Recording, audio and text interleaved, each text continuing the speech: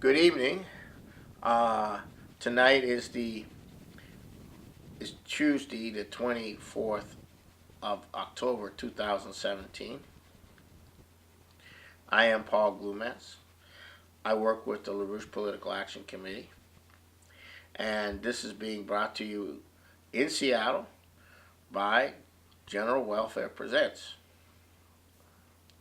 So tonight, I want to focus on something that is only now uh, being discussed in the mainstream media in an extremely negative way, and that is the 19th Congress, which is ending today in China, of the Communist Party. And huge things are happening at this conference, coming out of this conference. Um, the president of China, Xi Jinping, who also happens to be the general secretary of the Communist Party, has now consolidated a very profound and powerful consolidation. Um, his new path is now being enshrined as the third uh, uh, way. And the Belt and Road Initiative is being put into the Chinese Constitution, or the Constitution of the Communist Party of China. This means that these things are set in motion, especially the Belt and Road Initiative is set in motion for the next 35 years. This is the vast development of the world economy as a whole. Now, in contrast to the media, which has come out totally attacking the Belt and Road Initiative for economically, and totally attacking Xi Jinping as a dictator, as an emperor, as the most powerful, even more powerful than Mao, as a ruthless factional purges under the guise of corruption, and so forth and so on. Donald Trump's tweets or statements on Xi Jinping is that Xi Jinping is somebody he's hoping to work with, and that Xi Jinping is a good thing that Xi Jinping is consolidating coming out of the conference. This is Trump's comment about the Communist Party Congress. Also, we are going to be looking at who the new leaders are that have been brought into the Central Committee, and also have been brought into the Standing Committee. And we'll, based on where they come from and what their background is, and what they're oriented towards, we may begin to also get a better sense of the next 5 years of Chinese policy. But there's one of the areas where the shift is taking place is that it's no longer just enough to provide the material sustenance for the people or expand their material goods, but there is now being promoting a cultural component, which is called beauty. So it's not just enough for people to have enough, to have an expanding living standard, but they must also have a culture of beauty. And this is the addition of Xi Jinping to this whole thing, which is it's not just enough to have an expanding material base. You have to have a more beautiful life. You have to have a more beautiful country. You have to have a more beautiful persons. So this is new. This is something new. This is cultural. And this is very important, because when you move a population from poverty into the middle class or out of poverty, one of the things that happens is they're going through a process of uplifting. They're going through a process of better education. They're going through this process. But if in so doing, you create a middle class that has no compassion for the poor, or if you create a middle class whose leisure time is taken up with various forms of entertainment which appeal to the most base instincts of the person, then what have you done? You've elevated somebody to a much higher living standard than they had. They now have more time. They now have more leisure time. They have more time to. They're not so pressed in terms of survival. Is so, but in allowing a decadent culture to come in to take up and take possession of the people that you've liberated from poverty, what have you done? Have you solved the problem? No, you haven't. You've actually created another problem. But in the impoverished condition of people having to survive, the focus on survival prevents them from having that kind of leisure, prevents them from having that kind of opportunity to develop, but also to become degenerate. So the same opportunity that exists for a society to improve and become improved culturally, improved in terms of their sense of self and their material circumstances, also the opportunity to introduce to them a decadent culture. And the British have always counted on cultural warfare, using culture to undermine people, to undermine a society like ours, for instance. We went through a process of development, and our living standards reached the highest probably in the period of the 50s and 60s. But instead of that being used to help us expand further and to develop further, we were instead given the Vietnam War and a decadent cultural for the children of the people that created that economic development. And so now you have a very negative culture, very negative Hollywood and all of that. It's not beautiful. And I think the Chinese leadership, or especially Xi Jinping, whose wife is a singer, is a very accomplished person of the arts, recognize that without people having a sense of beauty and a culture, they're not going to be inspired to go beyond the material circumstances of improvement. And for that, you have to have a better culture. So this is being addressed. This was essentially addressed from what I can tell, at the Communist Party Congress, which is quite remarkable. I've never heard of any Communist Congress ever address the issue of culture and beauty. This is not like saying you must, the party line is you have to, be strict. You have to obey you have to do this. You have to do that. This is different. We must adopt a conception of beauty.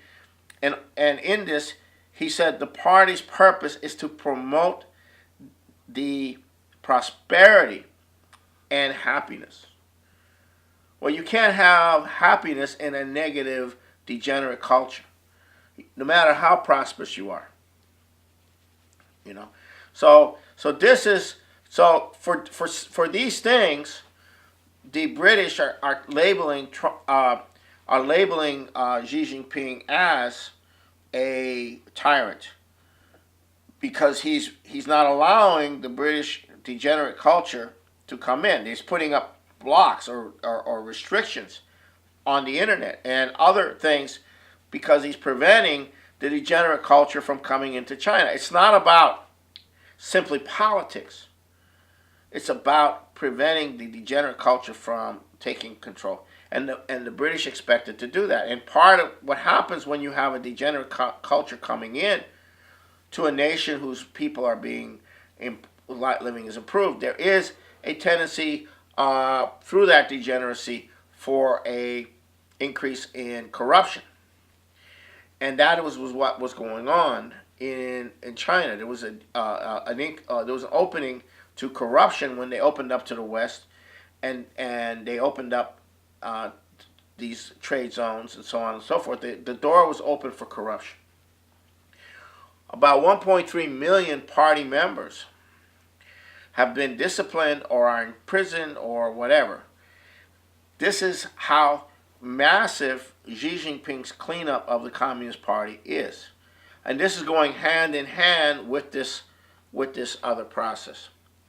The other thing that happened at the convention, this is very important, was the emphasis on science. That the Chinese people must have a love for science and a love for innovation. This is totally new. Well, it's not completely new, but it is being enshrined as the direction of China. Now, this is going to have very rapid effects, because you have a generation of Chinese who's going to be coming in who are going to far surpass, in terms of scientific development in the next period, anything that the Chinese have done up until now. So they have they have a perspective. This is not about empty, vague, platitudes. 2020, we're going to be a moderately prosperous society. We've eliminated poverty. 2035, we're going to be a modern nation. 2050, we're going to be a much more advanced modern nation with a very beautiful society, with a very beautiful culture. This is unprecedented. And Xi Jinping is now been put on the stage as perhaps the greatest Communist Party leader in Chinese history, perhaps even eclipsing Mao in terms of the pantheon of the communists. So this is really very important, because also it gives Xi Jinping, who has established a personal relationship with Trump, he has the freedom to work with Trump when Trump arrives in China. Trump will be going on November 3rd to Japan first, and he's meeting with Abe. And then he's going to South Korea to meet with the Korean president, and then he's going to China. And then he's going after 2 days in China, he's going to the Philippines. He's going to Vietnam for the APEC summit, and then he's going to the Philippines after that for the Asian summit, and then he's going to Hawaii after that. Now that's a 10-day trip. But the important thing is that there's something else that's happened that kind of vectors into this, and that is Shinzo Abe, the Japanese Prime Minister's party, won a very decisive victory, and he has been stable. He has now been given a mandate stronger than he had before, and he's involved right now in opening and coming and bringing Japan into more closeness with Russia and China. So between Abe, who broke with Obama about a year and a half ago at the Group of Seven meeting in 2016 on economics, and he disobeyed Obama when he went to meet with Putin around that same time.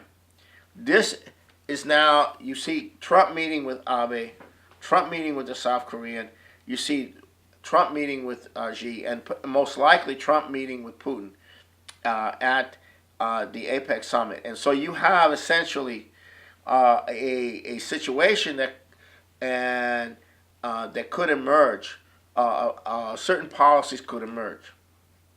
Now, there's a lot of contradictory things being said by Tillerson, Mattis, especially Nikki Haley, but something is definitely going on. Something is being worked out on the most profound level. An agreement between all these countries is being worked out on North Korea. But the key is not North Korea. The key is China and Russia and Trump. Now, let's put it this way. Now, I take you to Putin. Putin was at a conference called the Valdai Discussion Conference, where a lot of people from the West were there in a dialogue with Putin, and Putin basically laid out.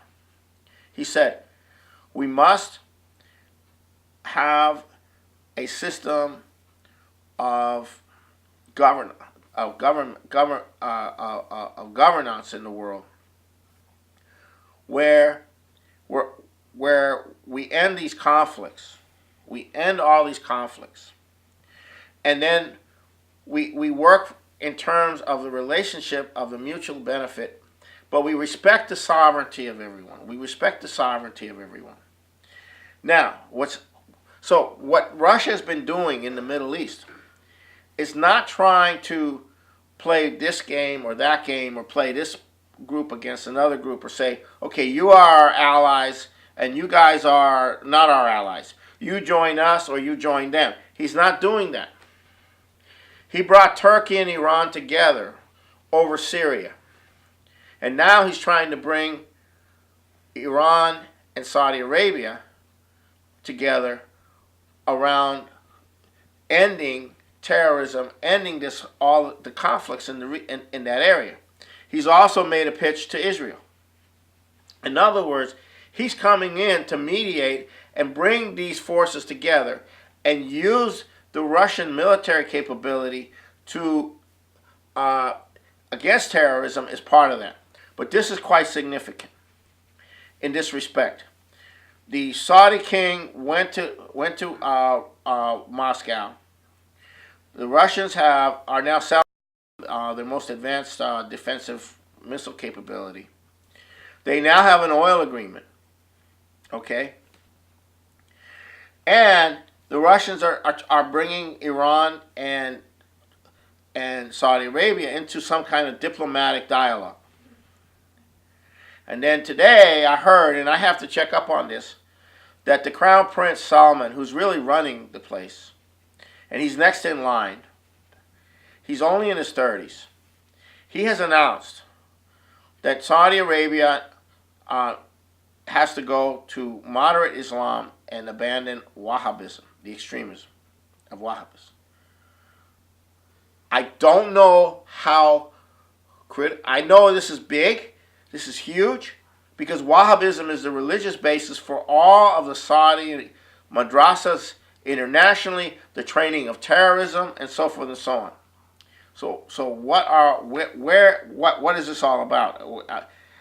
But it seems to be coherent with this process, where Saudi Arabia is now going to move away from this extreme, but but can they? Can this incredibly repressive society, begin to change? I don't know. But the way Putin is approaching this, the way Russia is approaching this is these nations have to work together, because we have to enter into a new architecture, a new system of nations, which is where nations have the right to decide their own fate in the context of a mutually beneficial relation among nations. And the question is, how do you get the U.S. into that? How do you get these European countries into that? Okay? How do you do that without a nuclear war with the United States? How do you get the United States to participate in activities which have incredibly beneficial to the United States and beneficial to the world, when you have an elite that doesn't want to do that? They don't want the American people to be benefited. They want to use the American people to rape, loot, and plunder the world. They want to use the threat of nuclear weapons to rape, plunder, economically plunder the world. This is the British. This is the British operation. This is essentially the empire, which is centered now in terms of military strength around the United States. But it is nonetheless the empire. And Trump, is Trump going to go to war? Or is Trump going to join a new architecture being established? Okay. but the new architecture is not, it's not surrender. It's not giving in to China or giving in to Russia. It's just coming to terms and discussing with these countries what it is that is in the interests of the United States. Americans don't even know what's in their own interest anymore because they're not. They haven't been acting in their own interest. We got to fight a war over here. We got to do this over there. We got to spend trillions over here to do this. Why? Because it's not about you, Americans. It's about us, the people running this thing. We have Wall Street, the City of London. We have to rake it in, and you're just going to be used for that. And we're gonna pump you up with a lot of crap, with a lot of drugs, with a lot of what have you, and a lot of brainwashing, and and so and a lot of platitudes and a lot of whatever, but that's not working anymore. Trump got elected. Trump would never have been elected if that hadn't been that whole thing hadn't been collapsing. So here we are.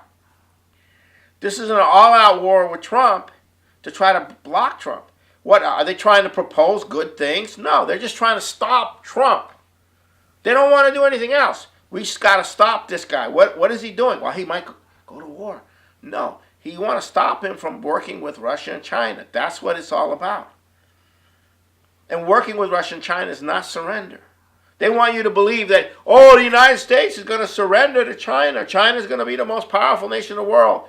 We're going to be debt slaves to the Chinese. That's what they're telling people now in the media. The Chinese have a plan to rule the world by building infrastructure everywhere and giving people a better life.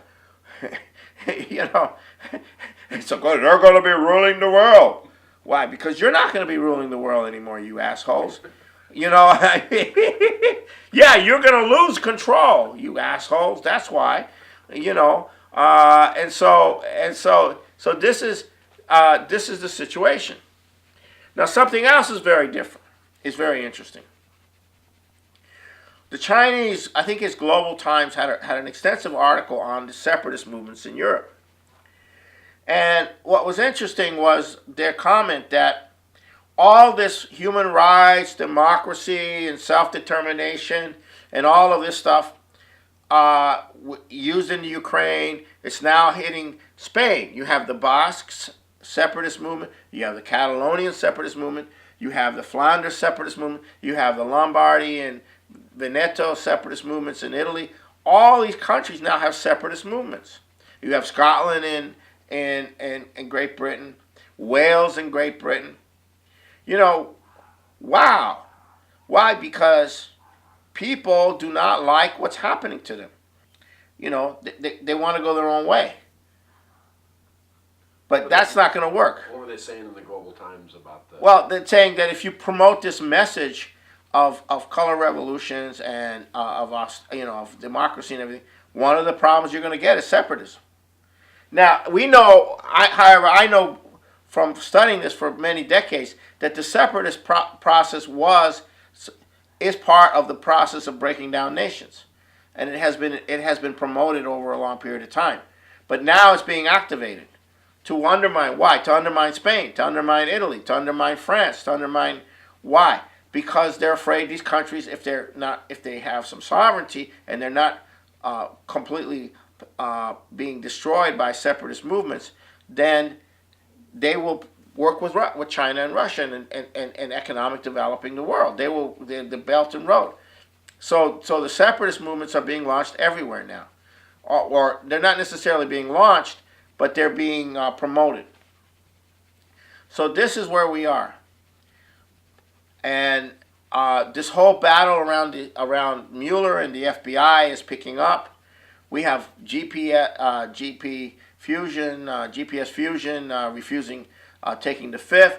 And you have a whole brawl breaking out. And then you have the Corker versus Trump thing. What's the Corker versus Trump thing? It's about the taxes, tax reform, and so forth. Now, I'm not clear on what Trump's tax policy is. Unfortunately, I apologize, but the fact is this thing is broken out. What is this? This is the the center of the Republic, what's left of the Republican establishment, finally coming out of the closet, to take on Trump, and Trump is taking them on. And this is profound. This is a profound process that's going on where Trump is fighting, and these guys want to get rid of Trump, and they're coming out into the open, and the American people are seeing this. But both parties, the Democratic Party is still soft on Obama. They will not recognize what an evil destroyer he was, and the Republican Party is disintegrated. So that's where we are, and then the financial collapse is coming, and that'll be our opportunity to dramatically change the United States in a way that would actually begin to lead us in the direction of a decent future.